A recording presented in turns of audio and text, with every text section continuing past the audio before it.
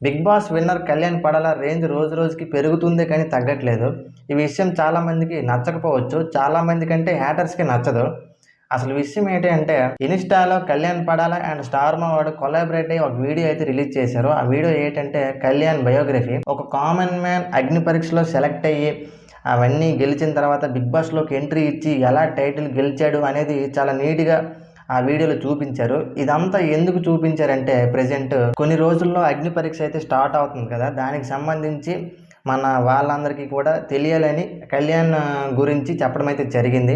మరి కళ్యాణ్ గురించి ఎందుకు చెప్పారు? తనూజ గురించి చెప్పొచ్చు కదా! అంటే ఇక్కడ మీరు అందరూ అబ్జర్వ్ చేయాల్సింది ఏంటంటే ఒక కామన్ మ్యాన్‌గా వచ్చి టైటిల్ విన్ అవ్వడం అంటే ఒక నాట్ ఏ ఈజీ థింగ్ అది.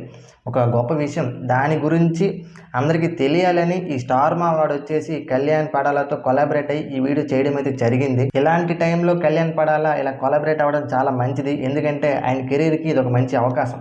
అంటే కెరీర్‌లో గ్రోత్ అవ్వాలంటే ఇలాంటివన్నీ చెయ్యాలి తప్పదు మరి. రీసెంట్‌గా ఆయన సాంగ్ కూడా రాబోతుంది. ఈ మంత్‌లోనే రాబోతుంది. సో, ఇలాంటివన్నీ చేస్తేనే కదా అతనికి మంచి ఫేము, నేము అన్నీ వస్తాయి.